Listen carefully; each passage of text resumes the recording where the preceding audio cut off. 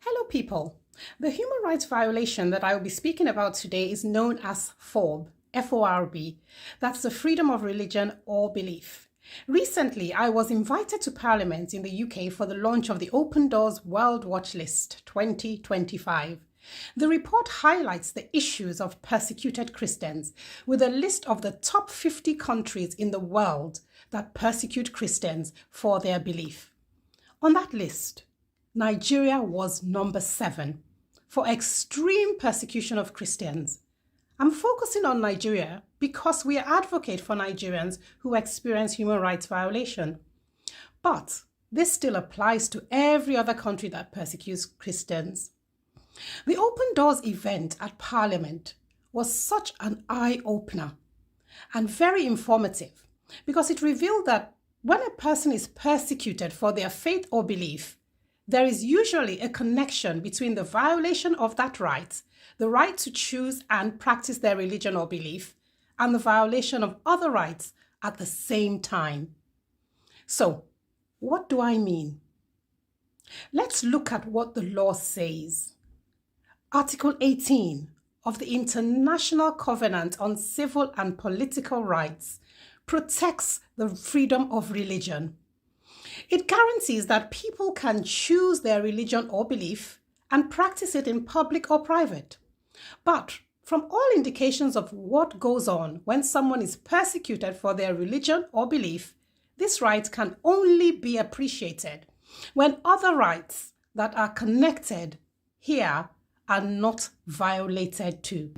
Did you know that when you are persecuted for your religion or belief, your right to freedom of expression is also violated. Your right to freedom of peaceful assembly is violated. Your right to freedom of association is violated because you no longer have the right to practice in public or private. A lot of the time, these rights are taken. When women are persecuted, another violation of their human rights we see is sexual violence or enforced marriages, as is the well-known case of Leah Sharibu.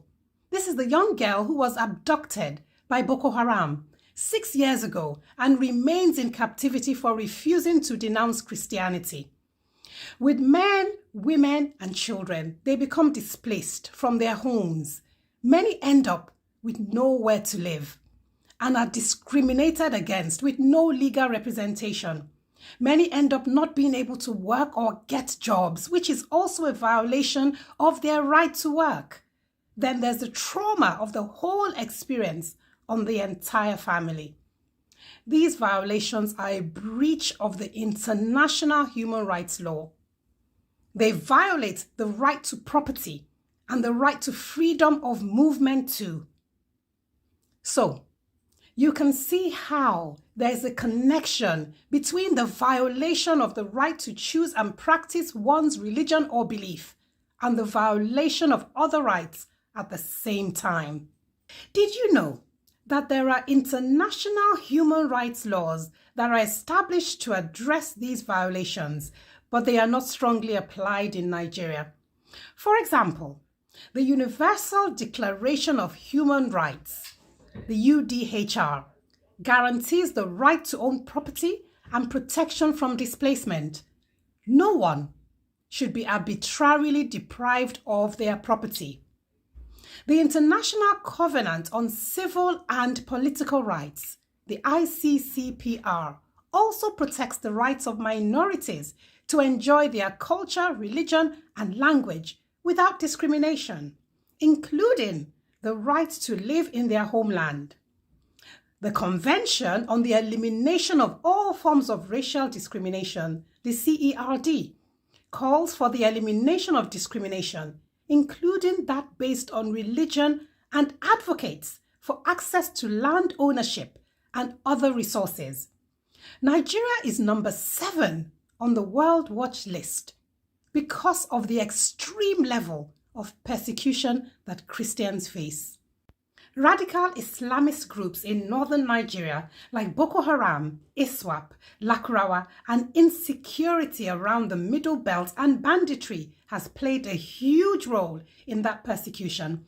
We must keep speaking up in the UK for Nigeria about the extreme level of persecution in Nigeria and other countries and its violation of human rights.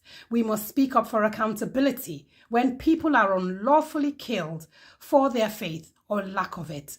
We must speak up for the rights of those accused of blasphemy, like the case of Usman Buddha, who was stoned to death for alleged blasphemy. We must speak up for the plight of those who have lost their homes and have ended up in IDP camps. We must speak up so all the legal protections mentioned here are enforced in Nigeria. The absence of these enforcements means there will continue to be a lack of accountability, with many who are persecuted never getting justice. Please like and share. Subscribe. Till next time, take care of yourself and each other.